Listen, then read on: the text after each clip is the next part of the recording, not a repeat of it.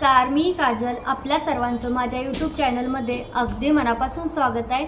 तर तुम्हाला थोडक्यात थंबनेलवरून समजलं असेल की मी नेमकं बोलणार कशाविषयी आहे किंवा काय बोलणार आहे.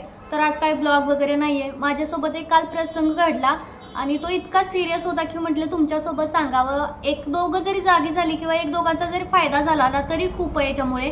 तर माझ्यासोबत जसा प्रसंग काल घडला ना तो तसाच्या तसा मी तुम्हाला सांगणार आहे की नेमकं माझ्यासोबत घडलं काय होतं ते. तर काल दुपारी 4:08 मला काहीतरी कॉल आला होता. मी तुम्हाला साईडला त्या नंबरची डिटेल पण देते. तर मला कॉल आला होता. तर पहिल्यांदा त्या माणसाने त्यांचं नाव सांगितलं. त्याने सांगितलं की मैं मनोज पाटिल बोल रहा हूँ मुंबई से. नहीं, पहिल्यांदा तो बोला कि मैं मनोज पाटिल बोल रहा हूँ, आपके पप्पा का नाम प्रकाश दोलताड़े है क्या? तर मी म्हटलं हाँ, मेरे पप्पा का नाम तो प्रकाश दोलताड़े है, पर आपको क्या काम है मेरे से? तर ते बोलले की लगेच त्यानं तो इतका जास्त स्पीड मध्ये बोलत होता की मी तुम्हाला सांगताना खूप असं स्लो सांगते, पण तो खूप स्पीड मध्ये बोलत होता. म्हणजे इतकं पटपट तो माझ्याकडून क्वेश्चनचे आन्सर काढून घ्यायचा विचार करत होता. मग त्याने लगेचच पुढचा प्रश्न मला केला की आपके पप्पा के अकाउंट के हमको कुछ पैसे डालने थे 3000 रुपये. तो ओ बोल रहे की अब मेरी बेटी के अकाउंट में डाल दो, म्हणजे माझ्या अकाउंटमध्ये. आणि मुळात मला म्हणजे माझे वडील माझ्या अकाउंटमध्ये पैसे टाकतील अशी म्हणजे बिलकुल सुद्धा एक्सेप्ट नव्हतं. कारण की कधी त्यांनी माझ्या अकाउंटमध्ये पैसे टाकलेले नाहीत किंवा त्यांना हे असलं काही येत पण नाही. गुगल पे, फोन पे असलं त्यांना त्यांच्याशी म्हणजे माहितीही नाही की असलं काय असतं किंवा नसतं म्हणून. त्यामुळे तो विषयच नव्हता. मग असं बोलल्याच्या नंतर मी बोलले की आप कहाँ से बोल रहे हो? तर त्याने सांगितलं मी मुंबई से. मग मी तिथंच अडकले. माझे वडील जास्तीत जास्त सांगतील कुणाला मसवडमधल्या कुणाला तर किंवा मारडीतल्या कुणाला तरी किंवा तिथं दहिवडीच्या आसपास कुणाला तरी सांगतील. दुसरं कुठं ते मुंबईला त्यांचा काही एक संबंध येणार नाही. त्यात हिंदी बोलणार तर नाही. आता त्या माणसाला जर माझ्या वडिलांनी सांगितलं असतं त्यांनी मराठीतनं सांगितलं असतं. तो माणूस माझ्याशी डायरेक्ट हिंदी बोलायला लागला. ह्याच्यामुळेच मला थोडासा डाऊट आला की तो हिंदी बोलायला लागल्याच्या नंतर मला डाऊट आला त्याच्यानंतर. मग मी त्याला म्हटलं, तो बोला लगेच की तुम्हारे पास क्या है, गूगल पे, फोन पे क्या है? तर मी त्याला काहीच सांगितलं नाही की माझ्याकडे मी नेमकं गुगल पे वापरते का फोन पे वापरते. मी बस असं सांगितलं हा है तो है असं म्हणजे म्हटलं फक्त, पण काय आहे ते नव्हतं मी त्याला सांगितलं. आणि मग लागलीच त्याचा मला पुन्हा तो लगेचच बोलला की मैं पहले आपके अकाउंट में 2 रुपये डालता हूँ, आप चेक करना, अगर 2 रुपये आते हैं तो मैं बाकी के 3000 रुपये आपको डाल देता हूँ. पण मग मी तिथंच थांबले आणि त्याला पहिल्यांदा म्हणलं आप थोड़ा रुको, मैं पहले अपने पप्पा से बात करती हूँ, उसके बाद मैं आपसे बात करती हूँ असं सांगितलं. आणि मी कॉल कट केला, तिथंच स्टॉप केला. मी कॉल कट करायच्या आधीच माझ्या अकाउंटवरती 2 रुपयाचा मेसेज म्हणजे आला होता, दिसत होतं मला स्क्रीनवरती. मी लागलीच माझ्या वडिलांना फोन केला. त्यांचा 1 मिनिट बंद होता म्हणजे लागत नव्हता. त्याच्यानंतर लगेच मी माझ्या आईला फोन केला की नाना कुठे, म्हणजे मी माझ्या वडिलांना नाना कुठे आहेत मला असं फोन आलता. तर माझी आई म्हटली नाना घरीच आहेत, पण ते तुला असं कशाला कोणाला सांगतील पैसे पाठवायला, तू फोन करून बघ.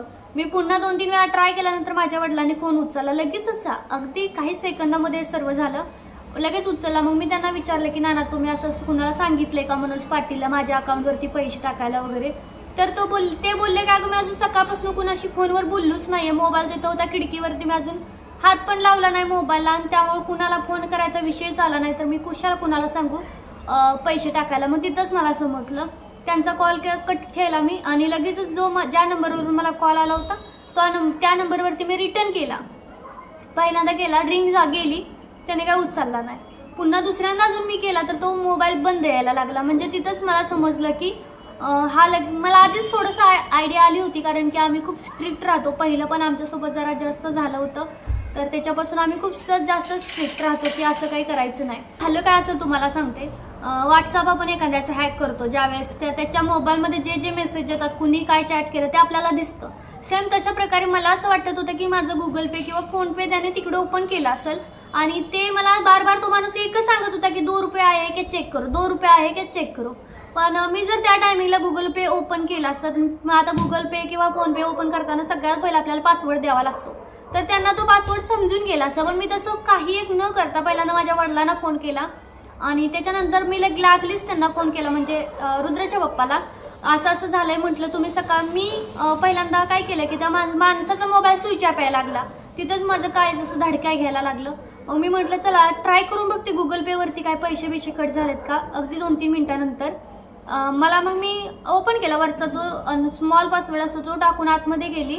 पहिल्यांदा मी हे चेक केलं की माझं पैसे सेफ आहेत का किंवा जेवढे होते तेवढे आहेत का. मी चेक केला माझा बॅलन्स, तर तिथं माझं तिथं सांगत होतं की 3 वेळा तुम्ही इनकरेक्ट पिन टाकलाय, त्यामुळे ते अनसक्सेसफुल दाखवते. आता ते 24 hours नंतरच तुम्हाला ते ओपन होईल. मग मी लगेच ह्याच्या वडिलांना फोन केला की तुम्ही असं सकाळपासून माझ्या मोबाईलवरून कुणाला पैसे पाठवले होते का, किंवा चुकीचा पिन टाकला होता का वगैरे UPI. मी त्यांना असं विचारलं कॉल करून. मग ते म्हटलं अगं झालंय काय ते तर सांग. मग मी त्यांना ते सगळं सांगितलं की माझ्यासोबत काय झालंय.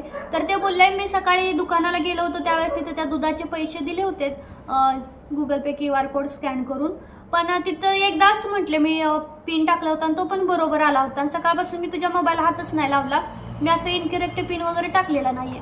मग हा इनकरेक्ट पिन टाकला कुणी? मग तेवढंच समजलं की त्यांनी माझं तिथे हॅक केलं असेल, पासवर्ड टाकायचा प्रयत्न केला असेल पण तो जमला नसेल किंवा सापडला नसेल. आता आपण काय थोडं सोपा पासवर्ड ठेवत नसतो Google Pay फोन पेला, काहीतरी अवघड ठेवतोच. आता ही माणसं एवढी म्हणजे माजलेली असतात की त्यांना खूप पटकन पासवर्ड एखाद्याचा तो लगेच शोधून काढतात. वरचा जो आपला पॅटर्न असतो ना मोबाईलचा वरचा, तो तर ते इतकं लवकर पटकन करतात की तुम्ही कोणताही टाका तो कसाही म्हणजे काढणारच काढणार, त्यात काही विषयच नाही.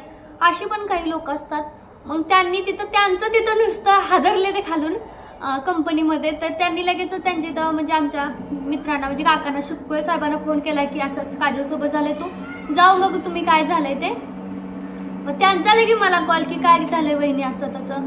मग मी लगेच मग त्यांनी मला फोन करून सांगितलं तू एक काम कर, बँकेत जा, तिथं सांग आणि काय होत नसलं तर सगळ्यात आधी पैसे जेवढे आहेत तेवढ्या अकाउंटमध्ये ATM मधून काढून घे आणि त्याच्यानंतर तू बँकेत काय ते कर असं ते बोलले तिथे गेल्यानंतर, किंवा अकाउंटच ब्लॉक करायला सांग बँकेत जाऊन असं ते बोलले. मग ह्यांना सांगितलं माझा रिक्षा मिळणं कठीण आहे. मग मी ह्यांना म्हणजे त्यांनीच सांगितलं होतं आमच्या एका मित्रालयातल्या काकांना, तर ते बोलले चल काजल जाऊया लगेचच.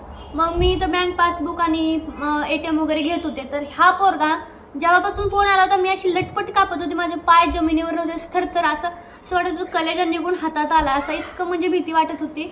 आणि हा पोरगा इतका खेळणारा कुदणारा दमवणारा तो त्या क्षणाला इतका चूप बसला होता की मम्माचं काय चाललंय, ही अशी काय करते.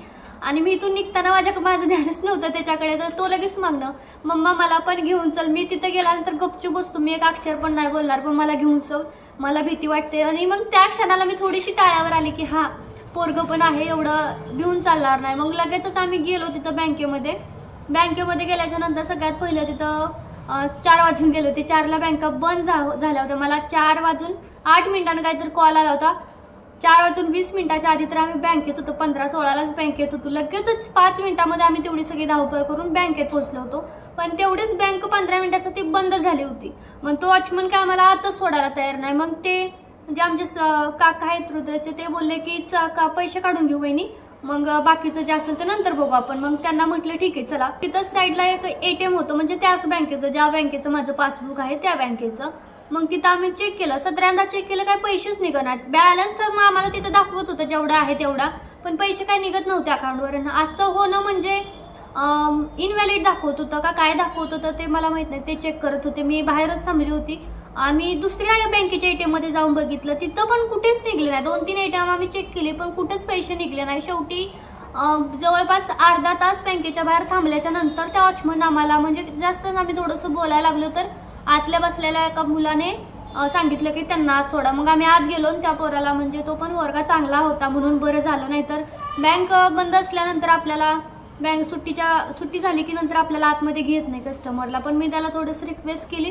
तिथे गेल्याच्या नंतर आम्ही त्याला सांगितलं की असं माझ्या ह्याच्यावर कॉल आला होता आणि मला असं वाटतं की माझं अकाउंट हॅक केलंय, तर माझे पैसे सेफ आहेत का किंवा अकाउंट सेफ आहे का तेवढं चेक करून दे. मग तिथे त्या पोराने माझं चेक केलं सगळं काय. पहिल्यांदा तर त्याने माझ्या मोबाईलमध्ये जो मेसेज आला होता 2 रुपयाचा तो चेक केला, तर तो मेसेज मला दुसऱ्याचा फॉरवर्ड केलेला होता. तो बोला कि ये जो 2 रुपये आए वो आपके अकाउंट में आए नहीं है, बस वो मैसेज आपको टेक्स्ट मैसेज उसने भेजा है किसी और का, ऐसा म्हणजे मैसेज टाइप करके भेजा है, वो पैसे आए नहीं है. मतलब तुम्ही समजून घ्या की असं ते बोलला की म्हणजे थोडक्यात काय तर ते 2 रुपये आपल्या अकाउंटला नव्हते आले. त्या माणसाची इच्छा एवढीच असेल की हिनं 2 रुपये आले का नाही हे चेक करण्यासाठी अकाउंट ओपन करावं. गुगल पे फोन पे ओपन केल्यानंतर ती काय पासवर्ड टाकते ते बघावं ना आपण मग तिकडं टाकावं, असं पण काही असू शकतं. मला त्यातलं एवढं काही जास्ती माहित नाही, पण असं असू शकतं. मग तो बोलला की आता तुमचं अकाउंट म्हणजे ब्लॉक झाले, आधीच ब्लॉक झालं होतं, कारण की मी घरी तिथं चेक केलं होतं ते ऑन होतच नव्हतं. मग तिथं पण त्याने चेक केलं तर तो बोला की 24 आवर्ससाठी हे ब्लॉक झाले, आता याच्यामधून ट्रान्झॅक्शन होणार नाही किंवा येणार नाही, जाणार नाही असं ते बोलत होते. येतील पण तुम्हाला मेसेज वगैरे दिसणार नाही किंवा पैसे काढायचं असं काय होणार नाही. तर तो म्हणला असं झालंय. आणि मग मी नंतर पण त्याने पैसे चेक केले तर तो मला व्यवस्थित आहे, काही धक्का लागलेला नाहीये. फक्त डबल कॉल आला तर तुम्ही कट करून द्या किंवा OTP वगैरे काय मागत असेल किंवा तुम्हाला असं कोणी सांगत असेल पैसे पाठवतो, पैसे पाठवायचे आहे, तुमचा नंबर द्या वगैरे असं, तर तुम्ही देऊ नका एवढंच त्याने सांगितलं. आणि तेव्हा कुठे म्हणजे मन असं थाऱ्यावरती आलं असं. आणि तोपर्यंत ह्याच्या पप्पाचं सुद्धा त्या कंपनीमध्ये ध्यान लागत नव्हतं. सारखं मला फोन करून काय झालं सांग, काय झालं सांग, नुसतं मागच लागले होते. आणि घरी आल्याच्या नंतर मग त्यांना सांगितलं असं काय झालेलं तर नाहीये, फ्रॉडचाच कॉल होता. तो बँकेमध्ये सांगितलं की कॉल हा फ्रॉडचाच होता, पण झालं नाही आपलं, आपण राहिलो सुखरूप त्याच्यातून. खरं तर काल मंदिरामध्ये पूजा करून आली, त्याचंच मला तर वाटायला लागलं एक क्षण की मला देवानेच म्हणजे ते फळ दिलं, थोडक्यात म्हणजे मदत केली असं मला वाटायला लागलं. इतकी भिली होती, कारण आपण एक एक म्हणजे रुपया कमवण्यासाठी किती मेहनत करतो, किती कष्ट करतो, आणि तेव्हापासून त्याच्यानंतर आपल्याला एक एक रुपया मिळतो. आणि मग असं जर पैसे जायचे म्हटले, फ्रॉड करायचं म्हटलं तसं तर हे कशामुळे होतंय माहितीये का, बँकेमध्ये तुमचे ट्रान्झॅक्शन कमी जास्त म्हणजे जास्त झालं का नाही, आता तुम्ही जास्त पैसे येत असतील कमी जास्त, आता होत्याच यांचं म्हणजे जे पेमेंट असतं जे काही कंपनीत नेतं ते काय करतात की त्यांच्या अकाउंटला इन्कम टॅक्स जास्त लागतो तर ते माझ्या अकाउंटमध्ये ट्रान्सफर करतात, त्यामुळे बॅलन्स जास्त दाखवला की ते हे सगळे असे फ्रॉडचे कॉल येतच राहणार. आणि ही काल एवढं भेण्याचं कारण म्हणजे फर्स्ट टाइम असतं तर एवढं आपण भेट नाही, पण आमच्यासोबत आधीच झालंय. त्याचा डिटेल व्हिडिओ मी आधी पण एकदा तुम्हाला टाकला होता, सांगितलं होतं काय झालं होतं, पण अजून एकदा तरी पण सांगते की आमचं मागच्या 1.5-2 वर्षापूर्वी ह्यांच्याकडून मोबाईलवरून असंच काय तर त्यांनी बोलले पैसे हे ते असं OTP टाकला. पहिल्या झटक्यात 49,000 रुपये कट झाले क्रेडिट कार्डवरून. आणि मग 49 गेले ते गेले. क्रेडिट कार्ड काय आपल्याला फुकट म्हणणार नाही, तुझा फ्रॉड झालाय तर आम्ही भरतो ते पैसे असं तर कोणीही म्हणणार नाही. त्या क्रेडिट कार्डवाल्यानं आमच्याकडून हप्त्याला 6,000 आम्ही हप्ता लावला होता. 1 वर्ष आम्ही ते हप्ते फेडत होतो त्या 49,000चे, म्हणजे झालं किती 1 लाख रुपये झाला फ्रॉडचा 50 आणि बँकेला आम्हाला भरावे लागले क्रेडिट कार्डचे बिल ते 50, म्हणजे 1 लाख आमच्या हातात ना जस्ट निघून गेले ना. असं पाण्यासारखं, पाण्या पण ठेवतो असं टाकल्यानंतर थेंब खाली गळतो तसा गळून गेला. आणि एवढ्यावरच भागलं नाही, वकिलानं फसवलं, पोलिसांनी फसवलं, सगळ्यांनी फसवलं. आपल्यासोबत असं काय झालं की आपण एकदम डिप्रेशनमध्ये येतो, म्हणजे ह्याच्या पप्पा तर एकदम डिप्रेशनमध्ये गेले होते. त्यांना काय करून काय नको, मोबाईलला हात लावायचं त्यांनी सोडलं होतं, मोबाईल असं साईडला देऊन द्यायचे, मला बघायचंच नाही तो मोबाईल, जाऊ दे तिकडे असं म्हणायचे. मग ते आम्ही पैसे फेडलं, काय ते तर संपत नाही आपलं आयुष्य, ते आहेच, पैसे फेडावे लागले. पण वकिलाने पण आम्हाला फसवलं. आम्ही पहिल्यांदा तिथल्या पोलीस स्टेशनला गेलो होतो, त्यांनी सांगितलं इथं काय करू शकत नाही तुम्ही, तिकडच्या पोलीस स्टेशनला जावा. आम्ही तिकडं मग देवका साईडच्या पोलीस स्टेशनला गेलो, तिथं पण त्या माणसाने पोलीस कंप्लेंट लिहून घेतली. त्याच्यानंतर तो बोला असं होणार ना, तुम्ही वकील बघा. वकिलाकडे गेलो, 2-3 वकील केले. पहिल्या एका वकिलाला 4 का 5,000 दिले, दुसऱ्या वकिलाने तेवढे 27-28 असे काय घेतले. त्या दोन्ही वकिलांना पहिल्यांदा म्हणलं बघतो काय होतंय बघतो. 2-4 दिवसाला त्यांनी आम्हाला सांगितलं की आम्ही काही नाही करू शकत, कारण की हा ऑनलाईन मॅटर आहे, तुम्ही सायबर क्राईमला सांगा. आम्ही सायबर क्राईम मध्ये जे ऑनलाईन वकील असतात ना, ऑनलाईन वकील काम करतात त्यांच्याकडे केला. एक बाई होती, वकीलच होती, तिच्याकडे गेलं. तिनं सांगितलं पहिल्यांदा 5,000 भरा. तिला तिथं 5,000 रुपये भरलं, पण तिने गॅरंटी दिली की नाही तुमचे पैसे माघारी येतीलच, अशी तिने गॅरंटी दिली. 1 वर्ष वाट बघितली, 1.5 वर्ष वाट बघितली. फोन तिला 2 दिवसात आम्ही तिला फोन करायचो. घरी सुद्धा आपण इतकं स्वतःच्या माणसाला फोन करत नाही, इतका मी तिला फोन करायचो, 2 दिवसाला फोन कर, हे कर. बाईने नंतर तर तिने फोन उचलायचं सोडून दिलं, म्हणजे तिने काय केलं नाही केलं तिलाच माहित. आणि मग तो झालाच ना, तिथं थंड झाला मॅटर. 1 लाख गेलं ते गेलं. ह्यानं वकिलानं त्यानंच वरचे 10-20 हजार अजून खाल्ले, म्हणजे 1,20,000 पर्यंत आपला झालंच नुकसान म्हणून जायचं. तर एक लक्षात ठेवायचं, ऑनलाईन फ्रॉड झाला की ते पैसे माघारी येण्याची शक्यता बिलकुलच नसते. मला असं वाटते, आमच्यासोबत जे झालं ते झालं, आम्हाला काय पैसे माघारी भेटले नाही. आता 2-2.5 वर्ष होत आले त्या गोष्टीला. आता का थोडीच भेटणार आहेत, इतक्या दिवस नाही भेटला आता भेटणार आहेत का, कुणी येणार आहे म्हणणार आहेत तर आम्ही ती टीम पकडली, तुमचे त्यांनी एवढे पैसे घेतले होते तर हे घ्या तुम्हाला माघारी, असं कोणी म्हणणार आहे का. त्यानं जरी दिले तर त्या क्रेडिट कार्डवाल्याने 50 घेतले ते गेलेच का, तर त्या क्रेडिट कार्डवाल्याला म्हणायचं का हे दे तू माघारी 50, असं म्हणायचं का. त्यामुळं आपण तरी असं बोलू शकत नाही. पण ऑनलाईन फ्रॉड झाल्यानंतर पैसे रिटर्न येत नाही हे म्हणजे सोडूनच द्या. छोटी मोठी रक्कम असेल तर म्हणजे छोटी रक्कम म्हणजे आपल्यासारख्या मिडल क्लास लोकांना तर 10 रुपये जरी पडले रस्त्याने कुठं तर आपला काळज असं धाडधाड करते की माझे पैसे कुठं पडले. त्यामुळं 10 रुपये सुद्धा आपल्यासारख्या मिडल क्लास लोकांसाठी जास्त असते. त्यामुळं थोडंसं मला वाटतं लक्ष ठेवा आणि तुम्ही पण थोडंसं काळजी घ्या. अजून एक मी मुद्दा तुम्हाला आता बघतायच तर क्लिअर करेल. तुमच्यापैकी बऱ्याच जणांची व्हॉट्सअप म्हणजे यूट्यूब अकाउंट असेल, यूट्यूब चॅनल. आपण मोस्टली काय करतोय, आपण डिस्क्रिप्शन, चॅनलचे डिस्क्रिप्शन किंवा अबाउट सेक्शन असतो तिथं आपण आपला ईमेल आयडी देतो चॅनलचा की ह्याच्यावरती तुम्हाला काय बिझनेस इन्क्वायरी असेल तर ह्याच्यावरती करा. म्हणजे प्रमोशनसाठी, कोलॅबरेशनसाठी आपण तो ईमेल आयडी तिथं देतो की तुम्ही ह्या ईमेल आयडीवरती आम्हाला संपर्क साधू शकता. बऱ्याच जणांचं मी असं ऐकलंय की म्हणजे मी स्वतः बघितलंय बऱ्याच जणांच्या अबाउट सेक्शन मध्ये जाऊन तिथे त्यांचे ईमेल आयडी असतात. आता तुम्हाला तुमचा ईमेल आयडी त्या हॅकरला भेटला कारण तुम्ही तो तिथं स्वतःच लिहिलाय, भेटला ना. मग त्याला बघावा पण नाही लागला, शोधावा पण नाही लागला. म्हणजे अंदाज ह्याचाच म्हणजे काही मेहनत न करता तुमचा त्याला ईमेल आयडी भेटला. मग तुम्ही आता त्याला पासवर्ड काढणं सोपं आहे का? तुमचा ईमेल आयडी मध्ये नाव असेल, थोडक्यात काही नंबर तुम्ही टाकले असतील, पुढे @gmail.com लिहिला असेल, त्याच तुमची तुमचा जो जीमेल असतो ना त्याच्यामध्येच तुमचा पासवर्ड दडलेला असतो, एवढं लक्षात ठेवायचं. त्यामुळे त्याला पासवर्ड शोधणं अवघड जाणार नाही. मग ह्यामुळेच तुमचा युट्यूब चॅनल हॅक होतो. बऱ्याच जणांचा ऐकलंय मी युट्यूब चॅनल हॅक होतं तर त्याच्यामध्ये आपलाच जास्त म्हणजे आपणच चुका करत असतो. त्यामुळे जर ते लोक करतात ना त्या नाहीतर त्यांना आपला पासवर्ड माहित नसेल, ईमेल आयडी नसेल, त्याच्याकडे ईमेल आयडीच नसेल तो आपला चॅनल हॅक करायचा प्रश्न येतोच कसा. त्यामुळे ज्यांनी हे व्हिडिओ बघताय तुमच्या अबाउट सेक्शन मध्ये जर तुम्ही बिझनेस इन्क्वायरीसाठी तुमचा ईमेल आयडी टाकून दिला असेल डिस्क्रिप्शन मध्ये, चॅनलचे डिस्क्रिप्शन असते त्याच्यामध्ये, तर तो आता जावा आणि डिलीट करा किंवा काढून टाका तिथून. तो तुम्हाला डिस्क्रिप्शन ठेवायचे ठेवा पण तो ईमेल आयडी तिथून काढून टाका. किंवा बऱ्याच जण इंस्टाग्रामला सुद्धा तिथं साईडला ईमेल आयडी टप करतात, लिहितात, तर तो सुद्धा तुम्ही काढा. असा ईमेल आयडी कुणाला देऊ नका. आपला मोबाईल चालू सुद्धा होत नाही ईमेल आयडी नुसार. तुम्हाला माहिती आहे ईमेल आयडी टाकल्या नवीन मोबाईलमध्ये तरच तो नवीन मोबाईल ऑन होतो, चालू होतो, प्रोसेसमध्ये येतो. तसं आपला सगळ्यात जास्त ईमेल आयडी जपत जावा. ईमेल आयडीवरती सगळं ठरलेलं असतं. आणि जर तुम्हाला बिझनेस इन्क्वायरीसाठी टाकायचं असेल एखादा ईमेल आयडी तर दुसरा एखादा असाच काढा आणि तो टाका.